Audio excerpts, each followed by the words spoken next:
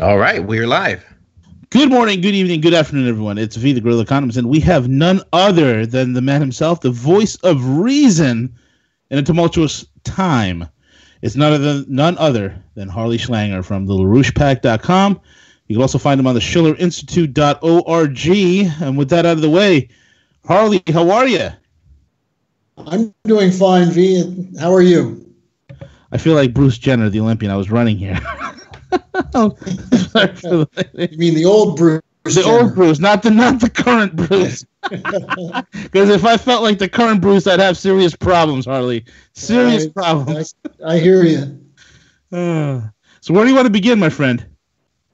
Well, I think I'll bring something to your listeners that they're not getting anywhere else, which is that there's a whole new level of Eurasian cooperation underway, which is largely centered around the Silk Road, but has very strong implications for strategic developments. I mean, it's essentially, look, we're entering into a Eurasian century, and any Western power that wishes to be relevant in the next 100 to 200 years and beyond has to join with this Eurasian perspective. And I'll just start by saying that there's a very significant meeting coming up in the next couple of days.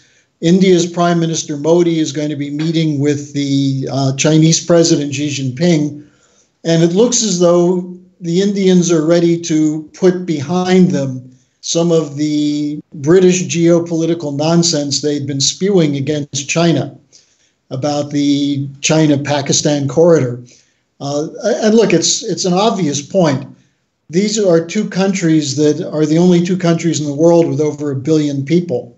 They're two countries that are orienting toward new technologies, productivity growth, figuring out ways to employ large numbers and a growing population of young people, and looking at the new technologies and moving ahead with them.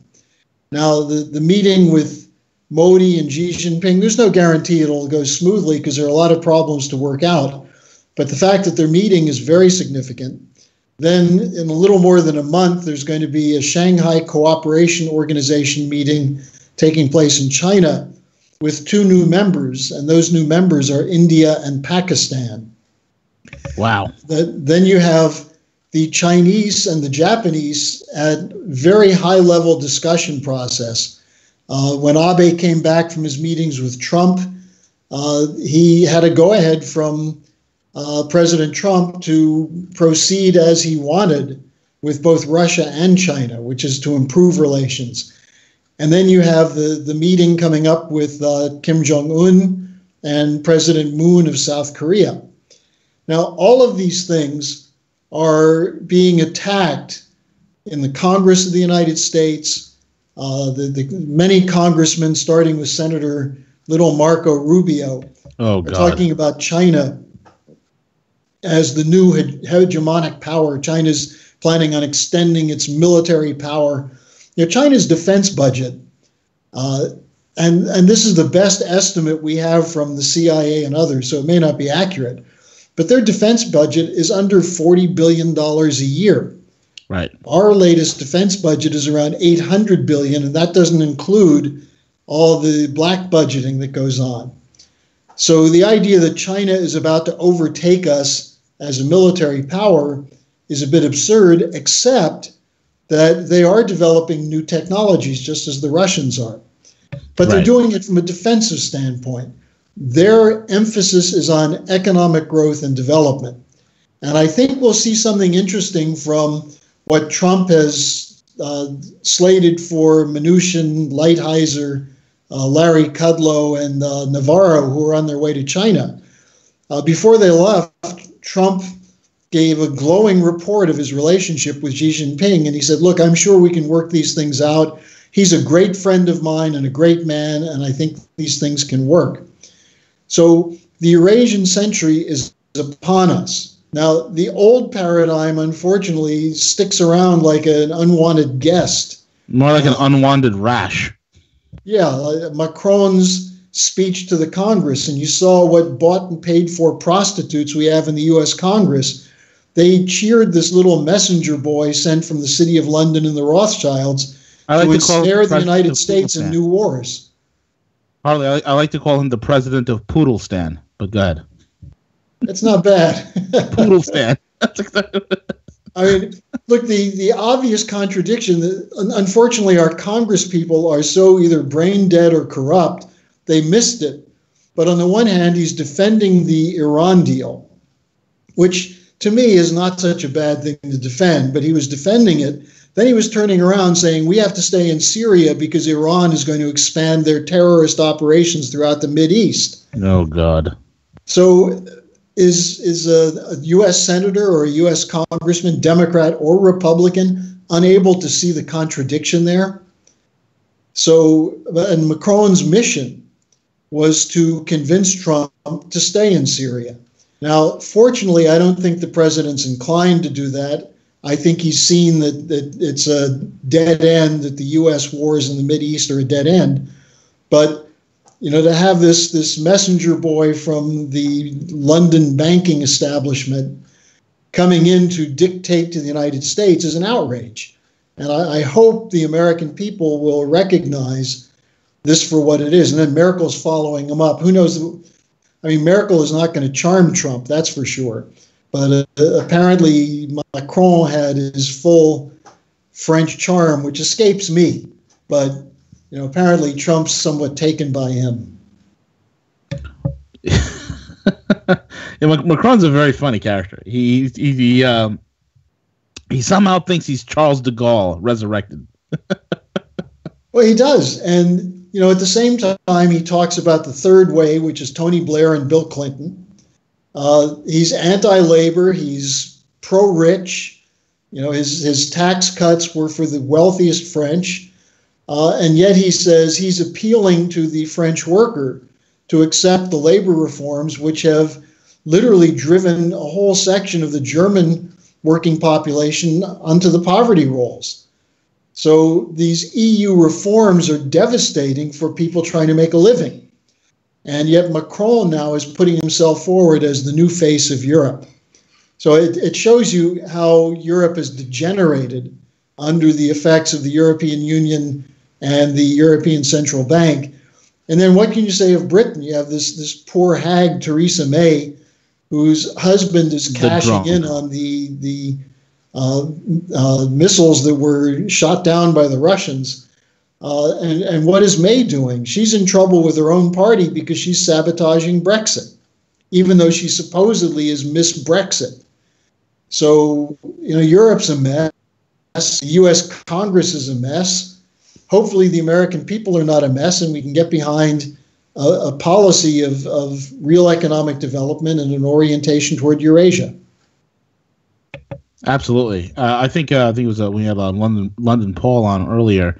He was talking about the Eurasian Trade Zone, the One Belt, One Road, and already they're projected to have $80 trillion in investments that are going to be going in. $80 trillion over a course of many years. That's tremendous. There's no reason why America has to sit on the sidelines and let this thing happen. We need to be involved. We need to partake from a business standpoint of view.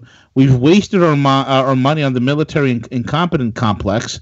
And it's time that we shift gears. It's time we take our swords and beat them back into plowshares, Harley. Well, and the Chinese and the Japanese are both talking about their willingness to invest in U.S. infrastructure, which would be helpful since the Congress doesn't seem to be interested in it. But the other thing that I think Trump is instructing Mnuchin and Lighthizer to look into is this proposal that the Chinese economic advisor to Xi Jinping made on several occasions recently. What he said is we'd like the United States to be part of a third-party arrangement in some of these countries, some of the 80 countries that are signing deals with the New Silk Road, the Belt and Road Initiative. And companies like Caterpillar, there are a number of electronics firms, machine tool firms that are lining up to get in on it because they realize that this is the future. Look, if you look at the Asia Infrastructure Investment Bank, you look at the Shanghai Cooperation Organization Bank, the half a dozen others, the BRICS Bank, they're already putting skin in the game in the billions of dollars. And the Chinese are still sitting on a very large holding of treasury notes and US dollars that, they're not making much on their treasuries. They're looking for places to invest it. And so I think this would be an ideal opportunity for us to jumpstart US manufacturing in a cooperative relationship. And I'll tell you something else, V. If we don't do it, Europe will. The leadership in Europe is brain dead and a bunch of immoral creatures who are crawling before the London banks and Wall Street. But the populations are looking at China. They're looking at the growth rates now in Africa. I was just at a conference the other day, and German companies were saying, how can we get in on some of these Chinese projects in Africa? And the Africans are saying to them, stop coming in with IMF banking regulations. Talk to the Chinese about how they're funding these things. They aren't restricting us. Right. So I think the Europeans are beginning to figure out. Also, one other important note, there's some motion now against the sanctions against Russia coming from Europe. Macron is talking about it. I don't trust him, but there are others talking about it as well. And get this, a top research and scientific committee of the Bundestag, the German parliament, put out a statement saying that the missile attack of the US, the UK, and France on Syria was a violation of international law. Absolutely. Now, wow, that's fantastic. As Mrs. LaRouche said, it's really important that someone connected to the Bundestag took their head out of their rear end long enough to realize that they're violating the UN Charter, they're violating the EU Charter, they're violating the German Constitution by even considering participating in these strikes. Yeah. Exactly right, man. Very well said. It is, and the fact that it's come out now that there was no chemical weapons. It was totally staged. More and more that fact is, coming to fruition. It's being shown. It's everywhere. An interesting thing, the German Second Television had a reporter stationed in Cairo who was one of the people who went into Duma. And he did a report that was actually shown live on German television where he was talking to some Syrians. And then he said, look, I've talked to hundreds of people. Not one of them believes there was a chemical attack here. And these are doctors and scientists. And the OPCW, according to Russian General Rudskoy, confirmed that there were no traces of chemical weapons in these so-called chemical weapon labs that were supposedly hit by missiles. So what happens to the Second Television reporter? Gauck, I think was his name. He was basically censored by the station. And the station said, well, this was one man's opinion. We can't confirm it. What are they afraid of? Yeah. They're afraid the truth will come out, that the West, the transatlantic region, in order to protect a bloated, bankrupt system, is launching wars left and right, wherever they can find people to attack. And this, at some point, is going to have a blowback that will be incredible and greatly desired by people who want to see the world move on with economic development and a future. Right, absolutely, and that's the direction we have to go. Enough's enough with all the stress. But one thing, Harley, is that I'm very elated that every single day the establishment, the cabal, these deep staters, they are losing power. The far left nut jobs who have an absolute control over media, over politics, they seem to be unraveling. And these are good things. All of this is great. And even you take in the background what's happening with North Korea with this upcoming summit with Trump, it's wonderful. I mean, they knocked off the nuclear testing. His mountain that he was doing all the testing in collapsed. These are just amazing things that are happening. It's an act of God at this point. It's amazing. Well, another interesting thing is you have this guy McCabe, the former deputy director of the FBI. Comey's thrown him under the bus. The Office of the Inspector General of the DOJ threw him under the bus. He's being thrown under the bus by everyone. He's continuing to come out and fight, which is good because it means he's just going to be doing more self-exposure. But I don't know if you remember, last week I was speculating, why is Peter Strzok still employed by the FBI? I say the same thing. Well, here's the story. They're singing to the Inspector General of the Justice Department. There's a report out that they may very well be kept in the FBI because if they're fired, the Inspector General can't talk to them. And that there's a real reason to believe that they are about what was going on in these meetings that were designed to destroy the Trump campaign. So, you know, there's a lot that's happening here. Now, one other thing we should not lose sight of, I'm sure you saw this, maybe London Paul and others have commented on it, but look at what happened in the European Central Bank in the last week. There are fights over whether there will ever be a selling off of some of the assets that have been taken on by the European Central Bank. Instead of tapering to the point of selling them off, they're just cutting back a little bit the bonds they're purchasing. But they're still talking about 30 to 40 billion euros a month of basically corporate junk debt that they're still buying. And in the midst of this, you have the explosion at Deutsche Bank, where John Cryan was fired, his team was fired, and the European Central Bank on Monday asked Deutsche Bank to do a simulation of what they would do under extreme circumstances to resolve a banking crisis. Now, Deutsche Bank is still sitting on $42 trillion of notional derivative valuations. And even if you take into consideration counterparty write-downs, and things of that sort, they're still on the hook for somewhere over 10 trillion, which is larger than the German GDP.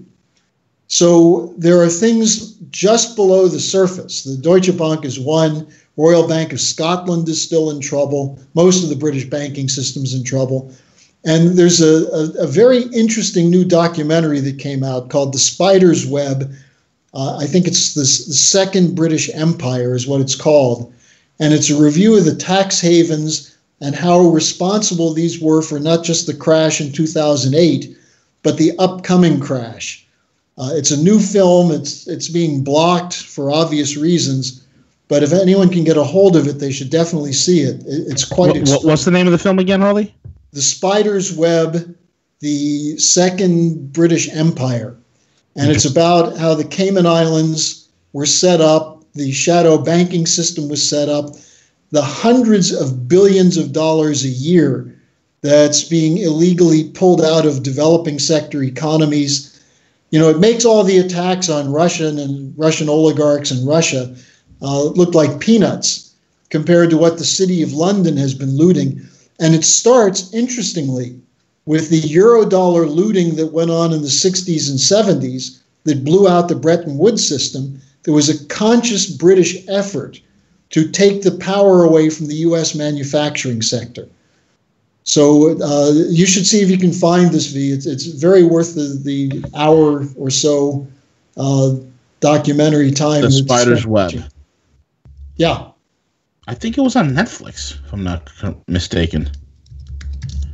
Well, it was shown at an art house here in Berlin last night, and there were 9 people there. So there's an effort to make sure that no one sees it. But I think maybe if your listeners get creative and figure out a way, it'll start going viral. But it's one of these important contributions which shows why it is that the British Empire still functions. It's not the military empire of the deep sea navy. It's an empire of accountants and swindlers who are deeply embedded in the U.S. banking system and in Brussels. Yeah, anybody wants to check that out, it's spiderswebfilm.com, spiderswebfilm.com, and it's The Spider's Web, an investigation into the world of Britain's secrecy, jurisdictions, and the City of London. The full movie is available online on Vimeo, so if anybody wants to go check that out, just plug that. Go ahead, Harley. Good. Yeah, I think people should watch it, and it'll give you a sense of why the Brits were out front in the chemical weapons frauds, both the Skripal affair and also Duma, because they're doing everything they can to change the subject from the collapse of the financial establishment of the transatlantic region. And they're totally fearful that the specter of a Eurasian development perspective, whether it's the Petro-Yuan, whether it's the New Silk Road, it's already here. It's a reality. It's not yet being done as an anti-Western policy, as the British and the think tanker neocons and neolibs in Washington would have you believe. But if we go against it, it will have horrible consequences for what's left of our economy. Absolutely. Very interesting.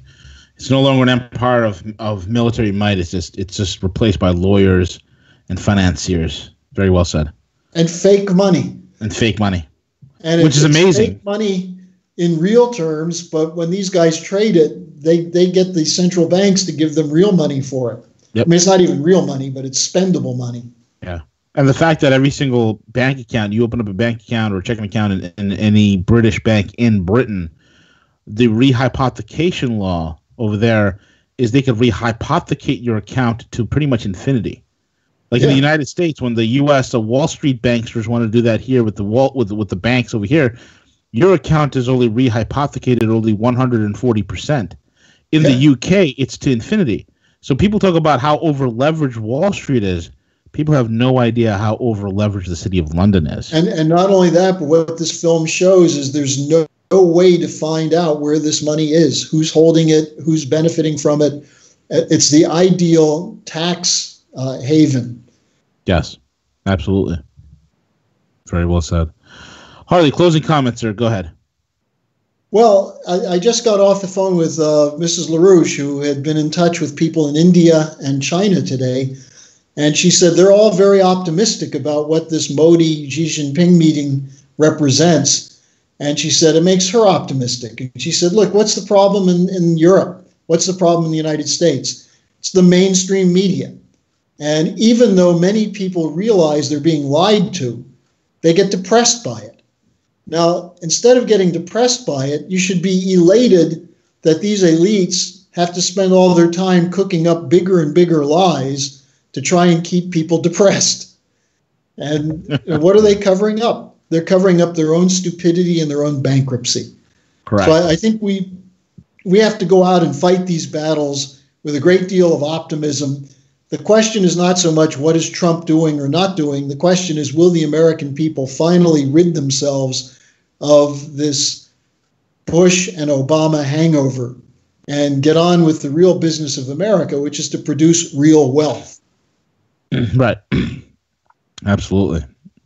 Absolutely. Very well said. And with that being said, folks, thank you all for listening in. It's Harley Schlanger. You can find him on thelarouchepack.com as well as the schillerinstitute.org. Harley, thank you so much for enlightening us with this vital, vital information. We can't thank you enough. We'll see you next week. Definitely. Thank you so much. Have a great weekend, everyone.